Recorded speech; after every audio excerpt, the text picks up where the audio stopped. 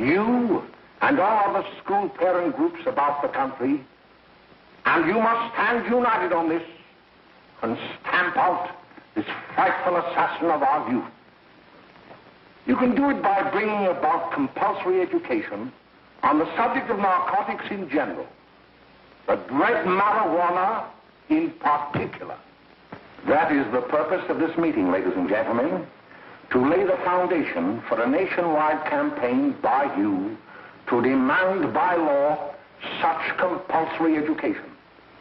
Because it is only through enlightenment that this scourge can be wiped out. Out of the traffic in these drugs, a lawlessness that we can scarcely estimate has grown and is now flourishing. It exists in almost every city and hamlet in the country.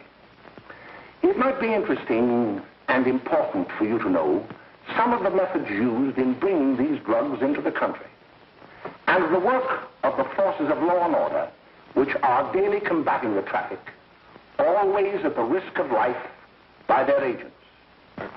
This ceaseless fight against the drug traffic is directed by the Department of Narcotics, Washington.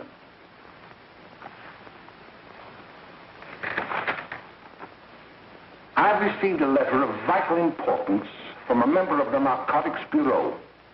I'm going to read this letter to you.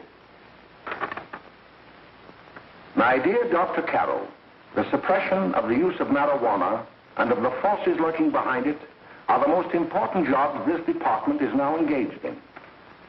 At the outset of this letter, there is one vital fact I would like to submit. There is a powerful agency. I speak of the school parent associations of this country, which can be invaluable in stamping out this scourge. Their help, their eternal vigilance, could be the deciding factor in our fight against it. The weed marijuana is grown in every state in the Union. Recently, in the city of Brooklyn, New York, a field of marijuana was found behind a tenement court. The weed was here being cultivated, regularly stripped and dried and sold in schools and at government army posts in and around New York. The dried leaves and berries are ground up and made into cigarettes by a simple hand machine. The deadly narcotic is thus quickly and easily prepared for its market. The sale of marijuana is even more difficult to detect and halt than the traffic in drugs such as opium, morphine, and heroin. They are hidden in fake jewelry cases, in the heels of shoes, women's shoes especially, because the drugs can be secreted in false heels. Hollowed shaving brushes are another medium. Books with false centers are often used. Watch cases are convenient hiding places. The value of drugs thus seized is enormous. Recently, a huge supply of heroin was taken. It was concealed in an apparently harmless shipment of 35 barrels of olive oil. The deadly drug was burned in the incinerator of the Bureau of Engraving and Printing. And more vicious, more deadly, even than these soul-destroying drugs, is the menace of marijuana. No doubt many of you do not believe that these things do happen, but they cannot happen to you. You may also believe that the facts have been exaggerated. Let me tell you of something that happened right here in our own city. You probably read about it in the papers. However, I'll give you the real facts behind the case. There was an apartment near one of our high schools. It was run by a woman known as May Coleman.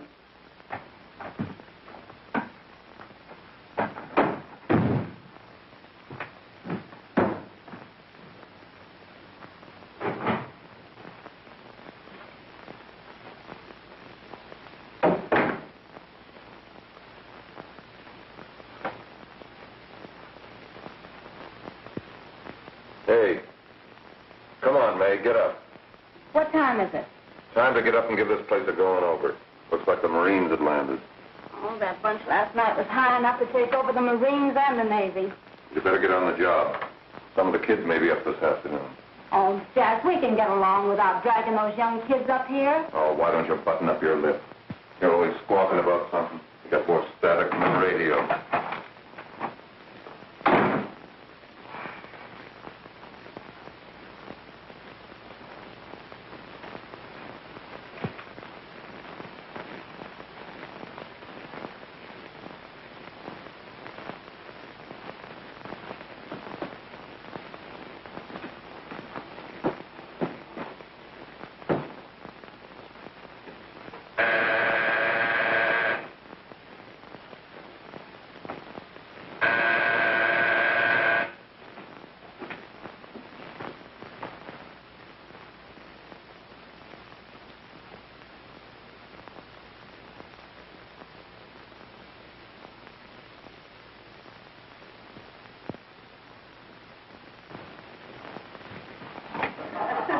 Oh, greetings.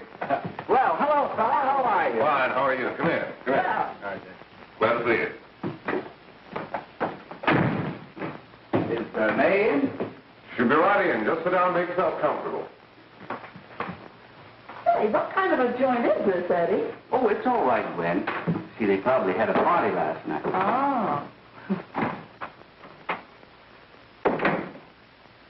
A couple of your customers, May. Yeah? They're old enough to know what they're doing. Not like those young kids you bring up here. All right, all right. Listen, I'm going to blow. Where are you going? I got to make some deliveries, and I'll probably drop by Joe's place and bring back a couple of the kids. Oh, I wish you'd lay off those kids.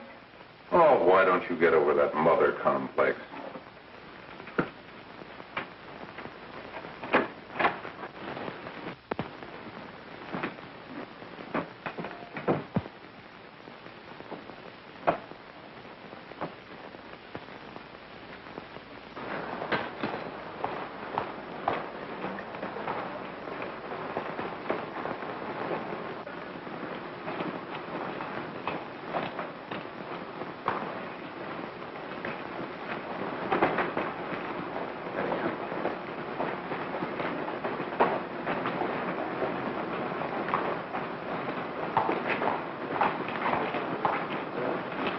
Oh, by the way, Ralph, I'm sort of getting a little party Saturday afternoon over at my grandmother's. You know, the place with the swimming pool? Like to come? Thanks, Eddie. Maybe I will. I'd sure like to have you. Okay, I'll probably drop over. So long, Ralph. See you later. Hey, Ralph. Hi, kid. Fine, Jack, and you? Oh, great. Where you heading? Oh. Hey, how do you like that?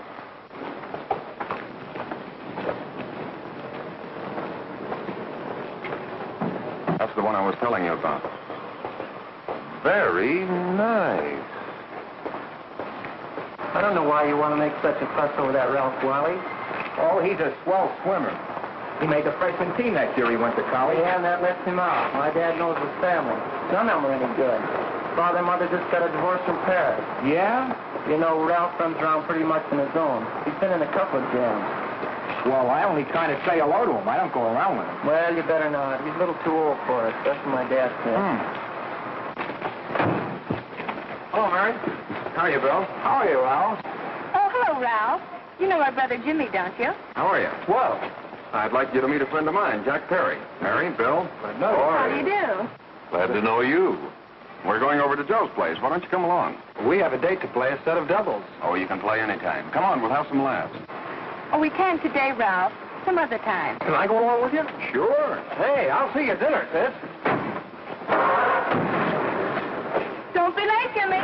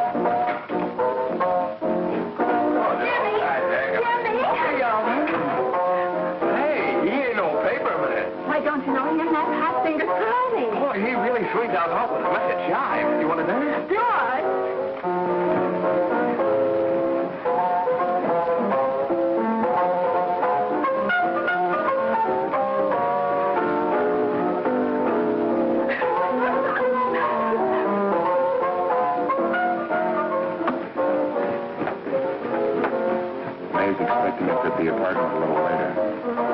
Any new prospects? Maybe.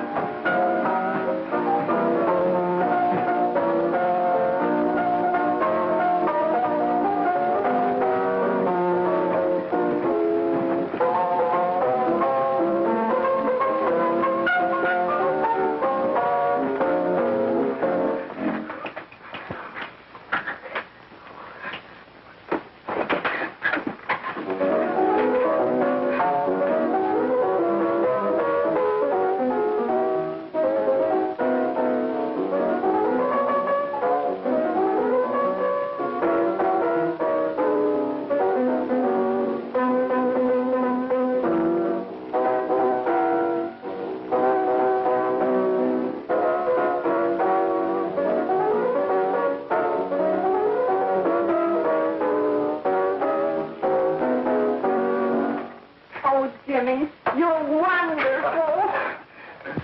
You just finding that out?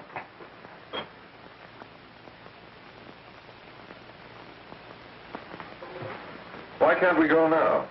Good. Hey, kids, we're having a little party up at my girlfriend's apartment. Wouldn't you like to come? Oh, I'd love to. You want to come, don't you, Jimmy? Oh, sure. Any place with you. Well, come along. We can all go in my car.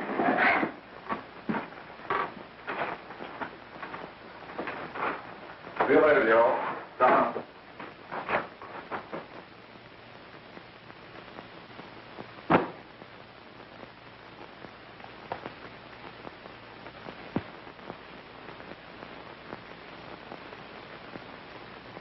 It's sweet of you to help me, Bill. Well, I'll try anything except domestic science. Why, Bill, don't you want to learn something about running your own home? The answer is no. You know, after that session we had yesterday, I went home and told Mother that the trouble with her pot roast gravy was she hadn't added 3 heaping teaspoonfuls of olive oil. What did she say? She didn't say anything. She just threw me out of the kitchen. Well, I don't wonder. Hello, children. Hello, Mother. Hello, Mrs. Lane. That was sweet of you, Mother. Gosh, hot chocolate. Thanks, Mrs. Lane. I know you can't study on empty stomachs. Now then, enjoy yourself. He will. She will too, Mrs. Lane. May I? Oh, thank you, kind sir. You're so very, very kind. Mary, before we do that math, how about reading some of this? It's swell. Romeo and Juliet. Don't you like it? Uh-huh. You know, when I study this, I kind of think of you. I just sort of feel as though you're there beside me. Well, listen. It is my soul that calls upon thy name. How silver sweet sound lovers' tongues by night, like softest music to attending ears.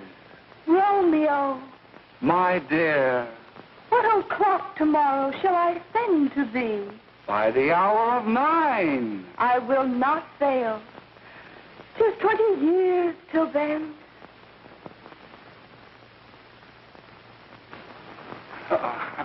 Well, I'll see you tonight, Mary. Bye, Mrs. Lang. Goodbye. Goodbye, Bill. So long. Gotcha. Oh! Oh, Bill! Oh, I guess I'm all right. Well, bye. Bye. Hey, Daddy! Oh, Julie. Well. Hey. Hey, Dad, you got anything for me? Well, there should be. Don't bother your father every night. Have you? There you are. What made you so late, Bill? I was getting worried. Well, I had to study, Ma. He was not. I saw him out walking with his girl. Bill's got a girl. Got a girl. Ma, make him cut it out. Junior, Well, Bill has got a girl. quiet. And put that candy away till after dinner. Henry, you shouldn't have given it to him.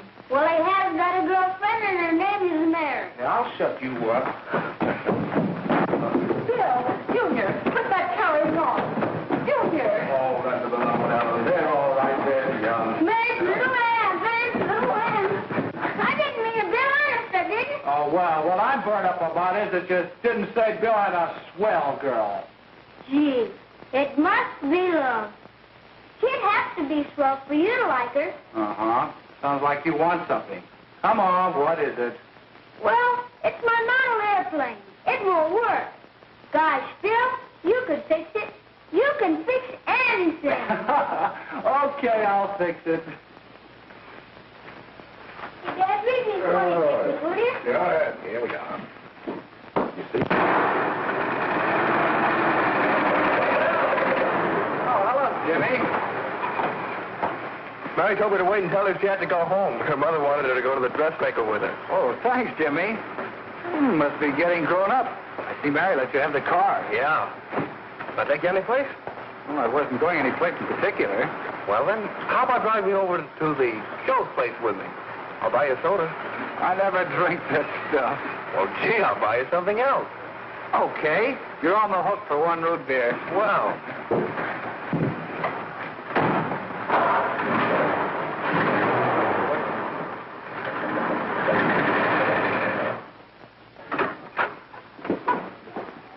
Hi, Bill. Hi, Jimmy.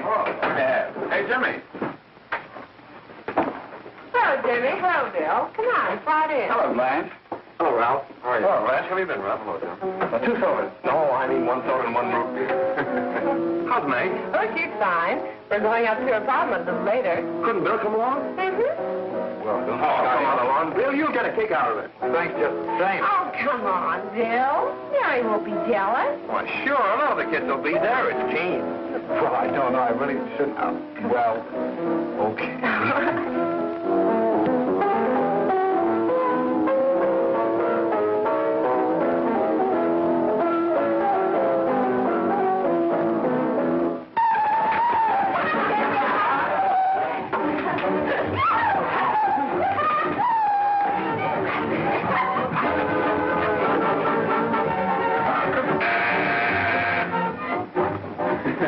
Hiya, kid. Hello, Jack. What do you say?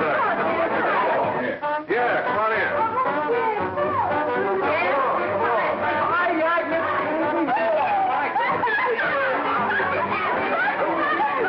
Come on, Bill, don't stand there.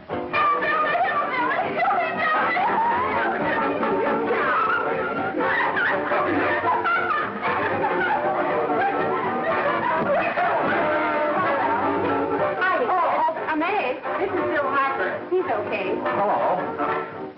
Well, if you say so, it's all right with me. I'll be back in a minute. Hiya, kids. How you doing?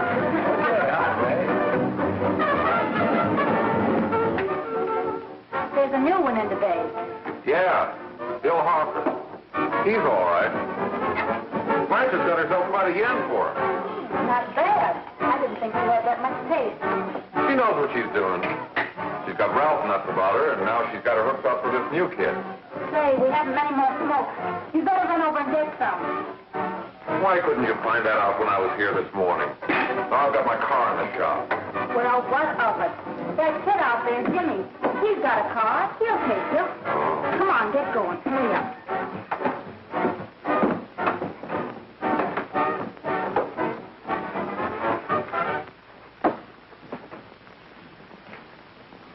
Hey, Jimmy. Yeah? I've got to run over to Cedar Avenue for a minute. You've got a car, haven't you? Why, yeah, my sister. Mind giving me a lift? Why, sure. Come on. Okay.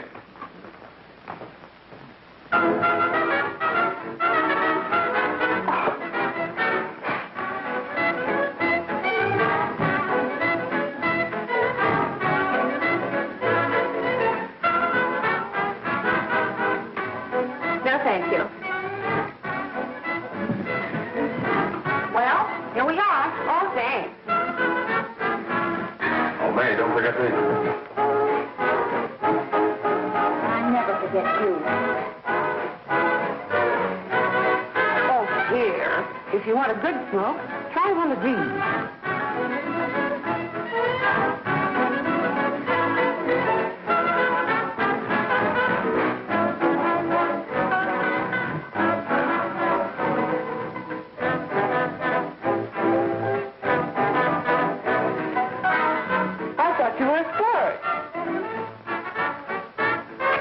If you're afraid.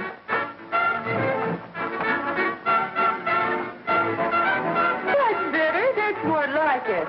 I know you like that. Really, you will. Now just take a puff of that.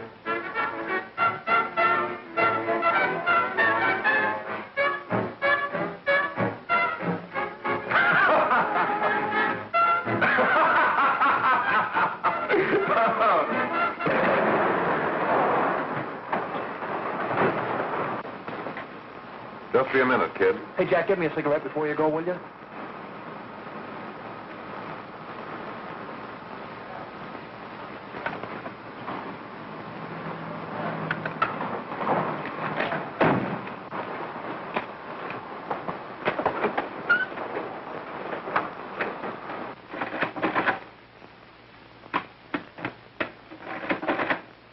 Hello, Jack. Hi, boss. How's business? Getting better every day. Those kids sure go for it. Swell. Had to run over for a couple more cartons. Ran short today. All right. Yanni, that's 10 gross for Jack Perry. Who? Pete Daly. All right, send him in. All right, stay where you are.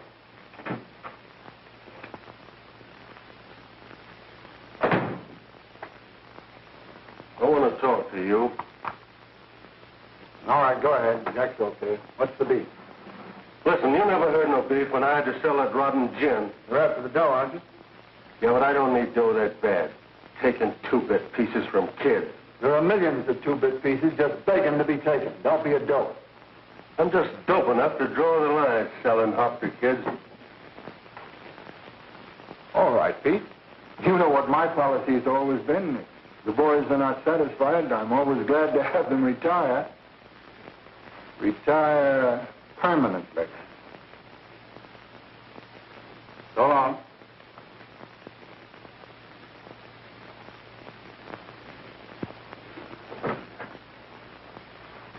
I only wish you had a couple of kids so I could... Get out! All right, Jack, pick up your stuff from down here. I'll be ready by now. Okay, well.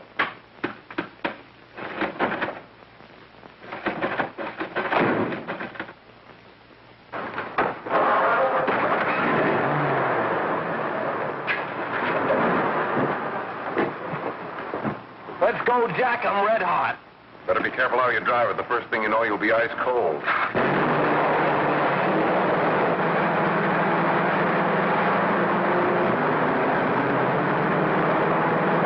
Take it easy, kid. Slow down, you'll kill somebody.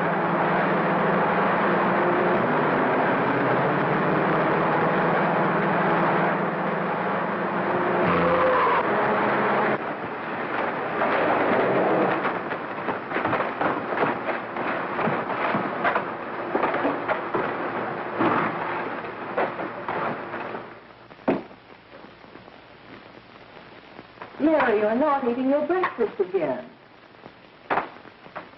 Bill Harper hasn't been around lately. Anything wrong between you two? Why should there be anything wrong? There shouldn't be, I'm sure. And whatever it is isn't serious, I know. I'm sorry, Mother, for snapping at you like that. Don't worry about it, dear.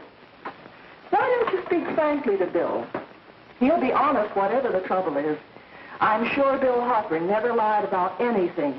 Yes, that's right. Bill's mother says he never lies. There, you see? You think it'd be all right if I speak to him about it? Why, of course. Oh, Jimmy. Mama. Sit down, darling, and I'll have your breakfast for you in a moment.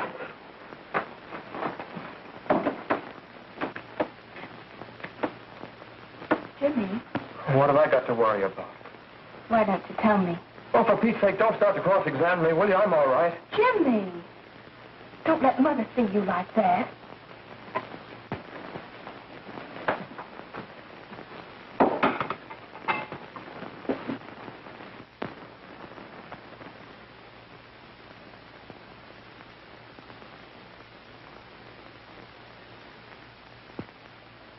There is no doubt that there is an organized gang distributing the narcotic to students, not only in my school, but all over the city. You government men have got to find some way to put an end to it. Of course, I agree with you, Dr. Carroll. But do you realize that marijuana is not like other forms of dope? You see, it grows wild in almost every state in the Union. Therefore, there is practically no interstate commerce in the drug. As a result, the government's hands are tied.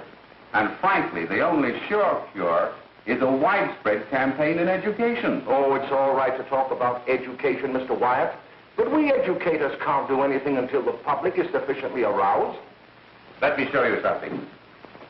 In 1930, the records on marijuana in the Washington office of the Narcotics Division scarcely filled a small folder like this.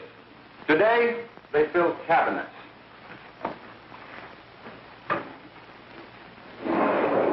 All these devoted to marijuana records. Here is an example.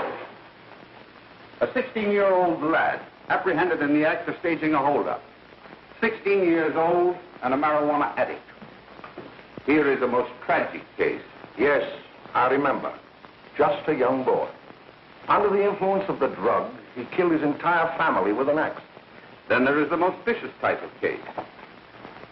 Here, in Michigan, a young girl, 17 years old, a reefer smoker, taken in a raid in the company with 5 young men. Here is a particularly flagrant case. Yes, I remember. The newspapers made quite a play of it. In West Virginia, wasn't it? Yes. And there are hundreds of them coming up, new ones every day. I'd like to take these records, if I may. I feel they would be of invaluable assistance to me in combating the evil in my school. You're very welcome, Dr. Carroll. Thank you. Sit down, Bill. There seems to be something wrong. What is it? You were always a fine student. You always had excellent grades. Well, I guess the work is getting a little harder, Dr. Carroll. No, it isn't that. Bill, I'd like to help you. But of course I can't unless you let me. You're undermining your health. Well, there's nothing, Dr. Carroll. Really, there isn't. I'll study harder, honest. Honest? If you were being honest with me and honest with yourself, I'm afraid you'd tell me an entirely different story. Bill, I'm going to ask you a straightforward question. And I'd like to have a straightforward answer. Yes, sir. Isn't it true that you have, perhaps unwillingly, acquired a certain harmful habit through association with certain undesirable people? Well? Oh, no, sir, I haven't, Dr. Carroll. Well, that is, you see, I'm worried about something at home. All right, my boy. We'll just have to let it go at that. But remember, if you ever want to confide in me, no one will ever be the wiser. Well, thank you, Dr. Carroll.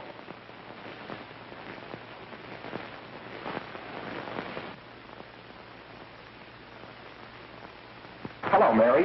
You want to play a set? Thanks, Teddy, but I'm waiting for someone. Well, if you're waiting for Bill, he hasn't been here for weeks.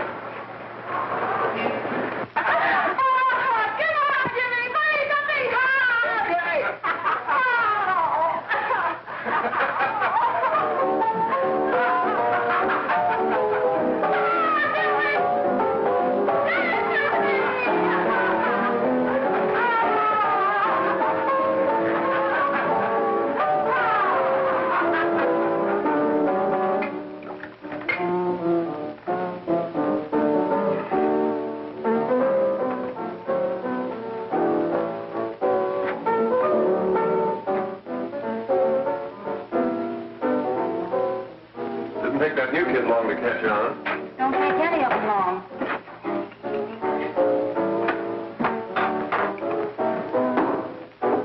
Say, don't you ever get fed? You're feeding me, can't you see?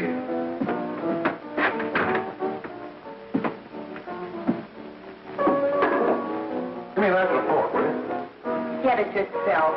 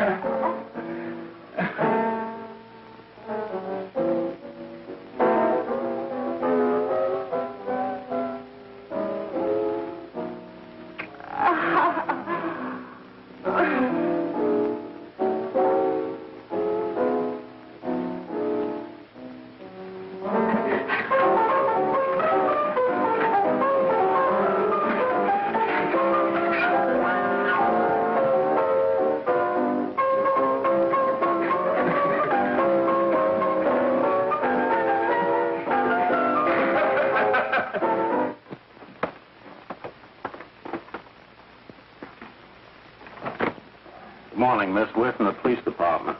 Good morning.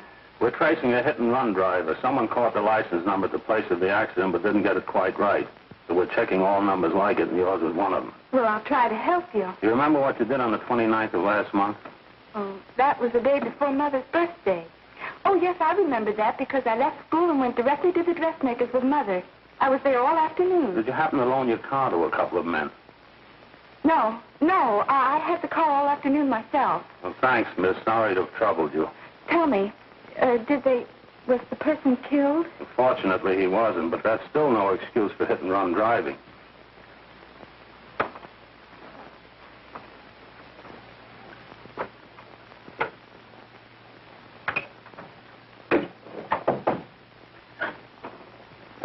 Has Jimmy Lane been here today?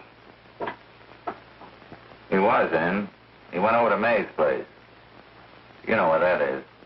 Well, he was going to wait for me here, so he didn't give me May's address. Are you sure Jimmy didn't leave any message for me? Mary? No, he didn't. But I guess you're okay. I'll write it down for you.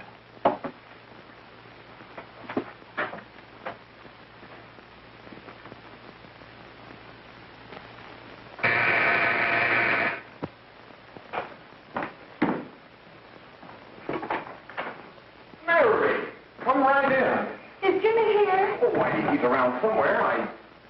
I think he went out to take Agnes home, but he'll be right back. Come in and sit down, Mary. And let me take your coat.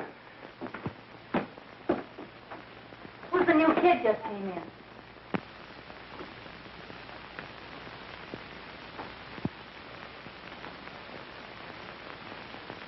Oh, it's that gal that Ralph's gone overboard for. It's funny, we've never been able to get her up here before.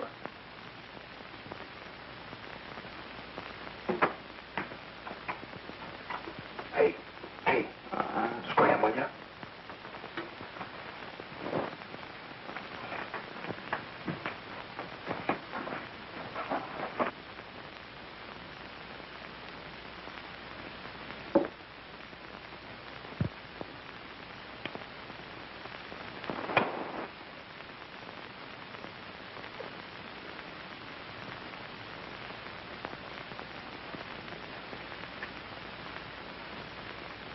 Smoke, Mary? Thanks. Are you sure Jimmy will be back soon? Sure, any minute.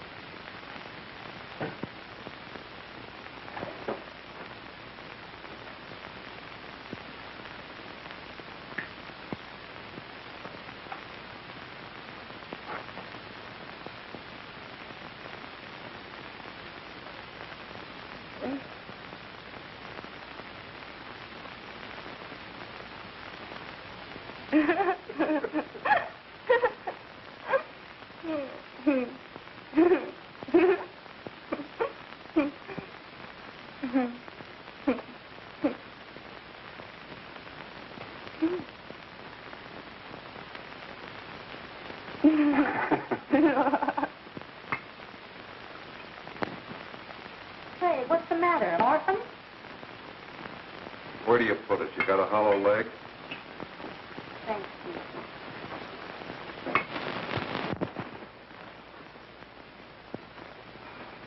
do you feel, Mary? Oh, Mary, give me a... Mary. Please help me. Oh, Mary. Leave me alone. Leave me alone. Go away. Mary, get rid of me.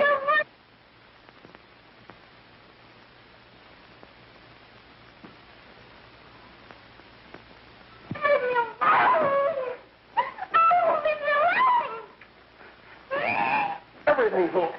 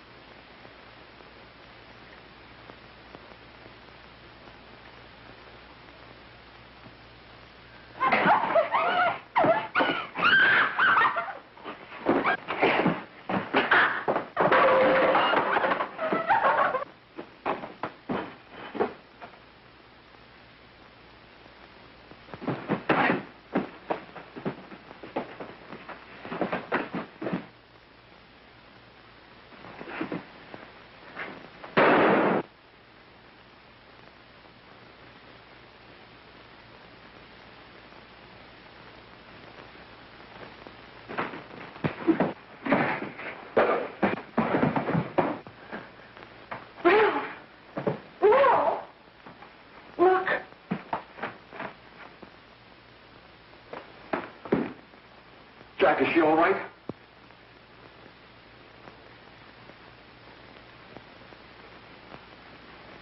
She's dead. May, get me some water. Now listen, you two. I want you to get out of here. Get out of here and forget you're ever in here today. I'll handle this. Now get going.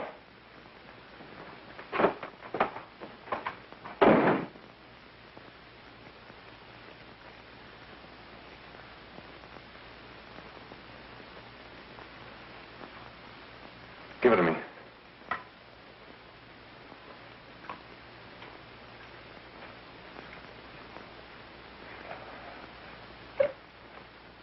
Here.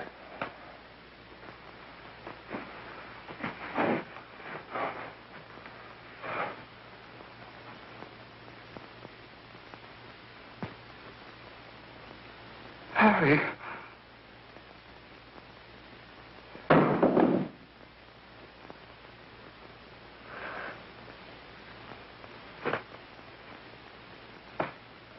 Mary. Mary.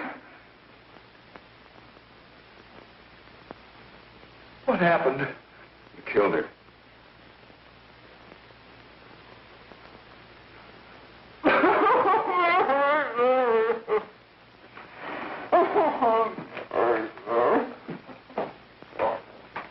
Look. After I scram, you call the cops. And this is your story. Remember it. These two kids came up here for a couple of beers. You're out in the kitchen, you heard the shot. When you got in here, that's what you found. Just stick to that story. Mary!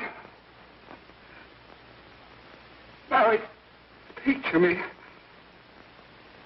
Mary!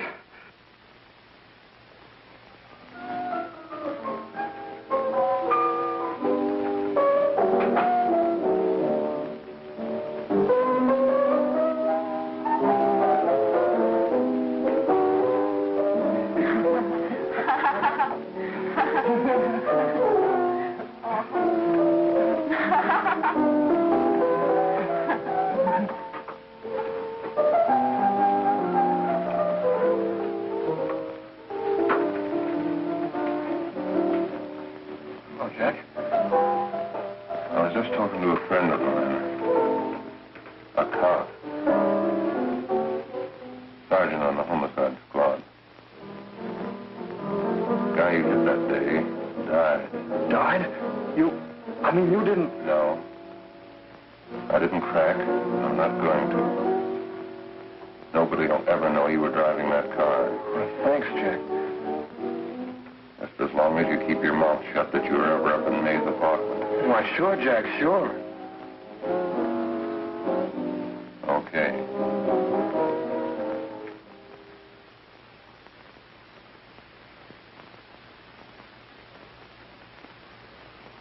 Your Honor, I'd like to recall Dr. Alfred Carroll to the stand.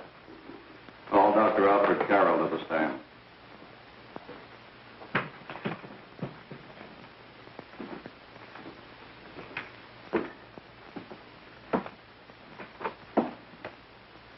Dr. Carroll, as principal of the Lakeside High School, did you, during the last 3 months, notice any changes in the demeanor and attitude of your student, William Hopper?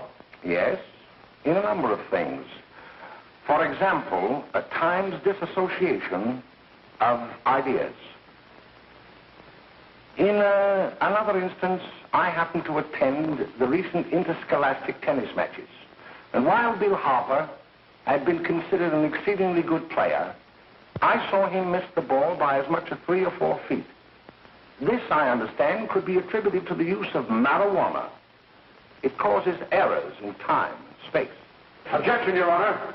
The witness has been qualified to express opinions upon the effect of narcotics. Sustained. Dr. Carroll has been called merely as a character witness. Well, then, although you didn't know to your own knowledge that the defendant was using marijuana, did you notice any changes that would lead you to believe, as an educator, that he was under some severe mental strain, which might possibly have been induced by some drug? Yes, I recall distinctly a few weeks ago. It was during a class of English literature. There was a serious discussion of Shakespeare's Romeo and Juliet when he suddenly burst into an uncontrollable fit of hysterical laughter. Oh, by the way, Dr. Carroll, 6 months ago, what would have been your opinion regarding the character of my client? He was a fine, upstanding American boy, a good scholar, a good athlete, and representative of the caliber of young men we are proud to graduate from our school.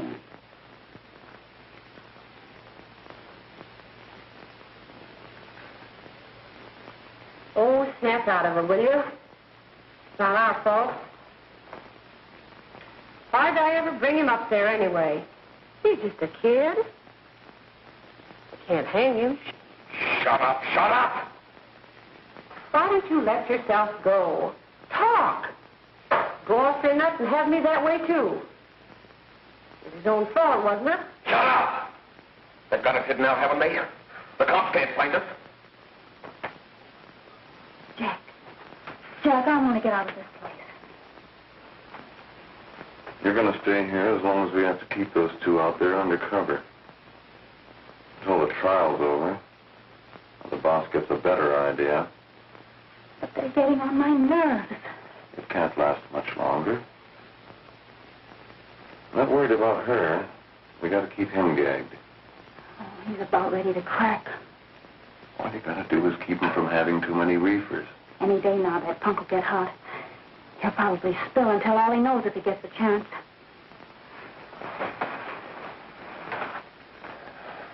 I don't think he'll get it. I'll see you later. Where are you going? I'm going to see the boss.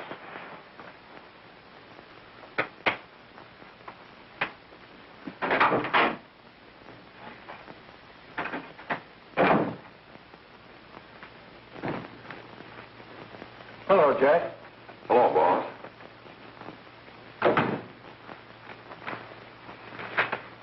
What are we going to do about that Wiley guy? Still jittery, huh? I don't know what the punk's going to do. Keep feeding him those hot sticks. That's what May's been doing. That's no good. I got a hunch that he's due to crack when that Harper verdict comes in. If he's on the tee, he's liable to take a powder on us and blow his topper to the DA. You mean you think we'd all be better off if he never heard the verdict? Well, what are you waiting for?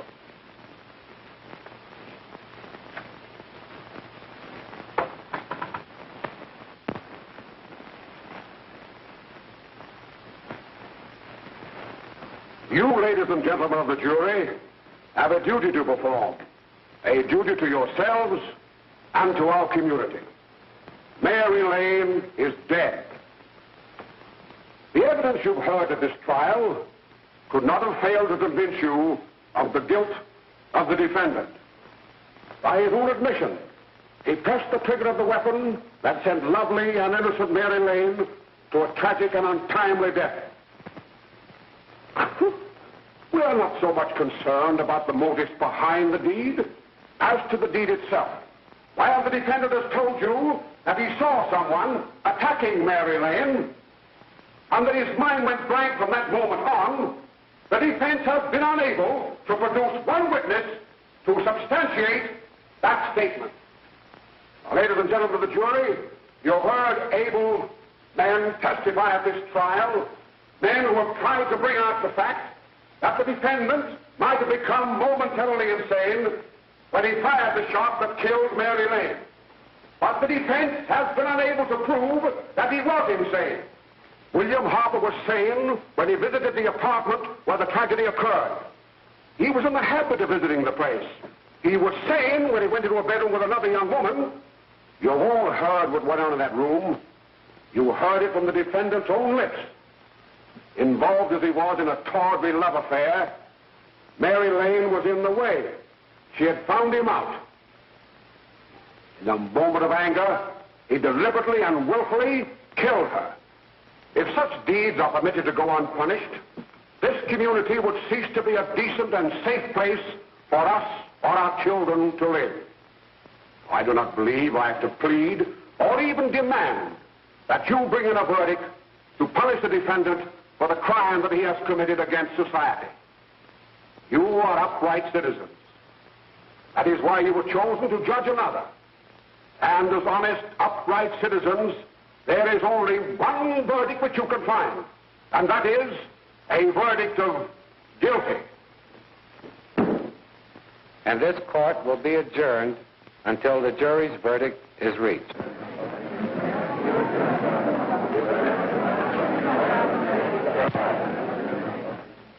I suppose you all feel the same about this case.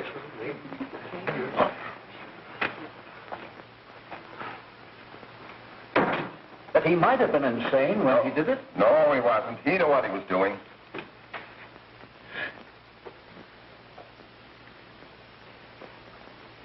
But supposing he was insane? You can never make me believe it nor anybody else. We'll take a first vote.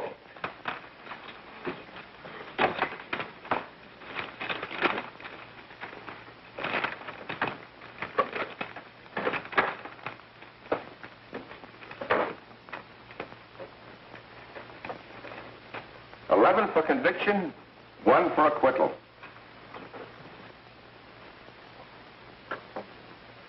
But there's a reasonable doubt about the boy's sanity. We can't. No doubt about the fact that he murdered her. He admitted it himself. That wasn't the first time he was there.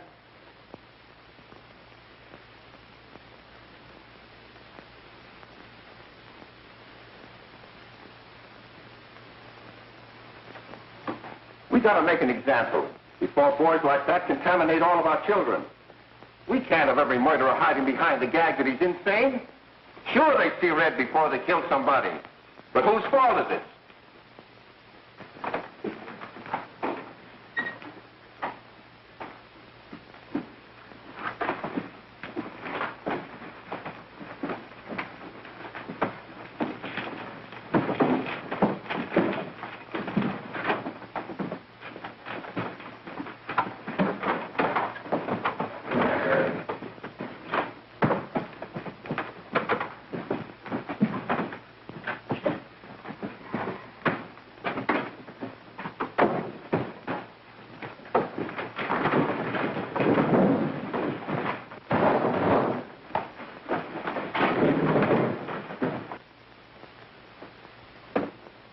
Have you reached a verdict? We have. The defendant will rise. What is your verdict? We find the defendant guilty, discharged.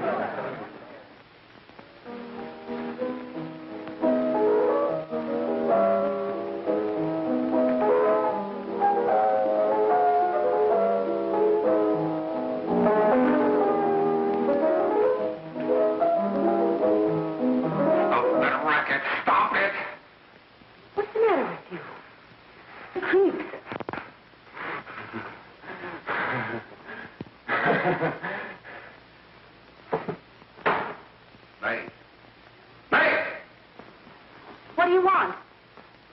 Bring me some reefers.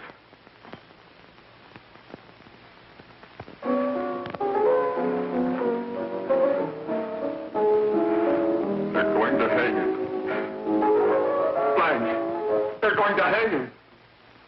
Oh, come on. Get a hold of yourself. Here you are. And quit that crazy laughing. Where's Jack? I want to get out of here. They'll pick you up and hang you if you don't pipe down. I want to see Jack. Jack.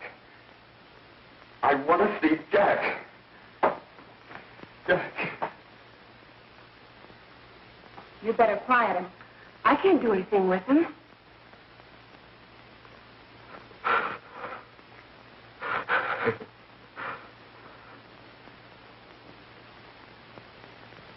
I've got to see Jack. We can't let that kid hang.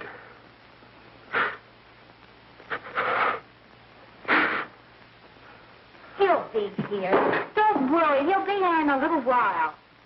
I've got to see him. You've got to see him.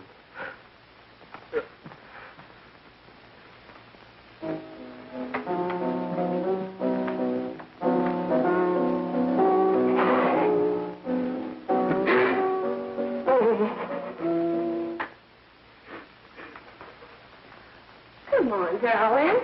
Everything will be over soon. You want me to play something for you? Yeah, that's it. Play something. All right. Come on. Come on.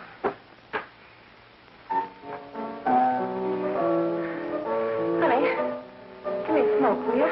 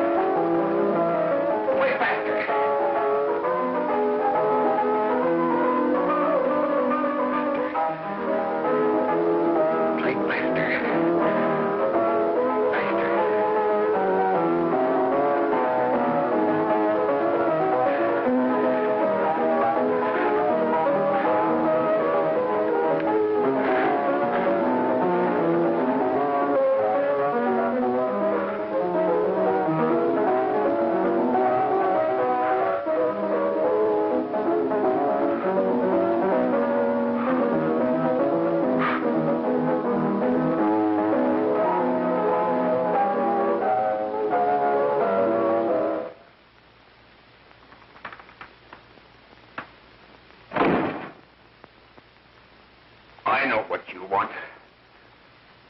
You want to kill me. You're crazy. Take it easy, kid. I just want to talk to you.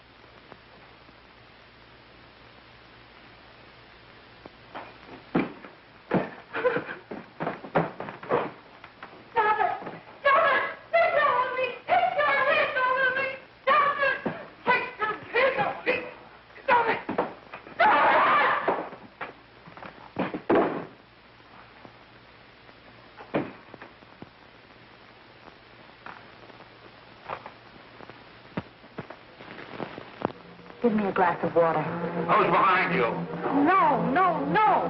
You'll hang if you don't talk. No. Who hired you and Jack Perry? Are you ready to tell what you know? Jack.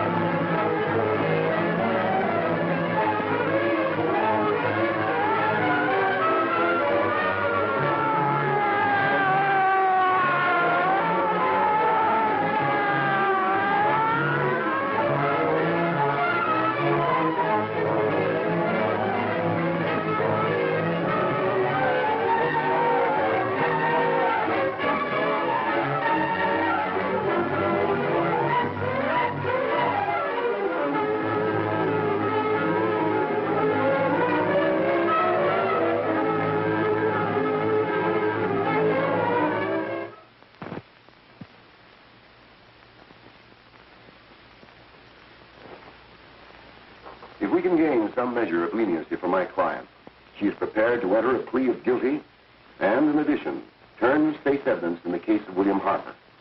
I regret that this court is not prepared to bargain with justice. I'll tell anyway. I was there. I saw it. I know who killed Mary. And I'll tell you who killed Mary Lane. It wasn't Bill. It was Jack. Jack Perry. He shot Mary, and then he put the gun in Bill's hand. We were all at the apartment one afternoon, and Mary came in looking for her brother. Bill and I, we'd been in another room. And Bill came in, he caught Ralph with Mary, and they started to fight. But it was Jack who had the gun. He was going to hit Bill over the head with it to make him stop. And then the gun went off. I saw it. I can see it now. It was horrible. And before he knew it, Mary was dead. But you see, Judge, Bill didn't know he hadn't killed Mary. He was so doped up, they made him think he had. Ralph wanted to tell you, too. Oh, if they'd only let him. But this is the truth, Judge. I'm telling you the truth. After Jack saw the poor he was dead, he put the gun in Bill's hand. It was Jack's fault. And it was my fault, too. I got all of them to come up to the apartment. I'm just as much to blame. I am. Do I understand you wish to plead guilty to a charge of fostering moral delinquency in the case of William Harper? Yes, I'm guilty. I am. Prepare a statement for signature, and also an order setting aside the jury's verdict in the case of the people versus William Harper. In the interests of justice, I shall direct a verdict of not guilty.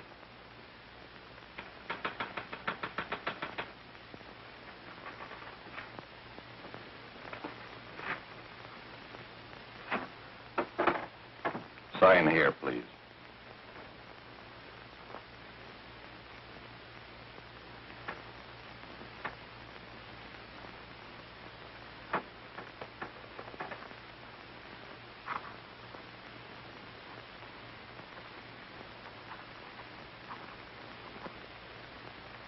You shall be brought into court on Thursday, the 17th, when sentence will be pronounced.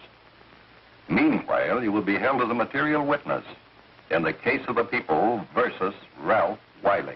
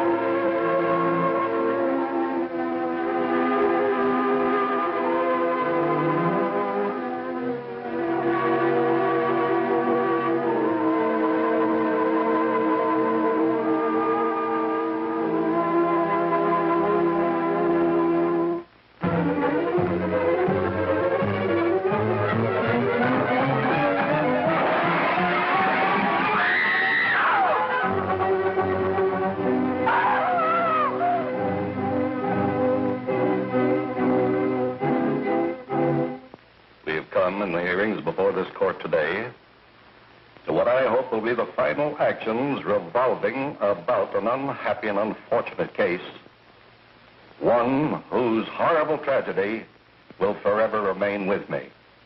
I am happy to have been enabled, before it was too late, to order the verdict of the jury in the case of the people versus William Harper to be set aside. But, young man, although this court is convinced that to declare you guilty would have been a gross miscarriage of justice, we cannot condone your acts. And we can express only the hope that your experiences may not alone keep you, but thousands of others from the vicious pitfalls of marijuana. Thus, I am ordering you to remain in this court during the next case, so that you will be obliged to witness what you yourself so narrowly escaped. Call the case of the people versus Ralph Wiley.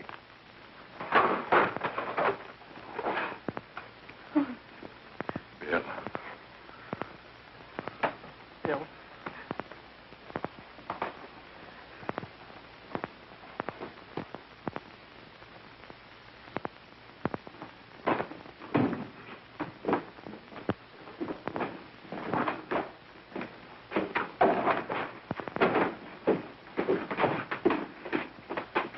Your Honor, in this case, the state waives trial of the defendant, Ralph Wiley. It is convinced that he is hopelessly and incurably insane, a condition caused by the drug marijuana to which he was addicted. It is recommended, Your Honor, that the defendant be placed in an institution for the criminally insane for the rest of his natural life. Defendant counsel joins the state in this request. Since counsel for the defense, as well as counsel for the state, seem to agree on this, I see no reason why the request should not be granted. Yes, that happened right here, to your neighbors. It is not too much to say that in your hands lies the possibility of averting other tragedies like it. We must work untiringly so that our children are obliged to learn the truth, because it is only through knowledge that we can safely protect them. Failing this, the next tragedy may be that of your daughter, or your son, or yours, or yours, or yours.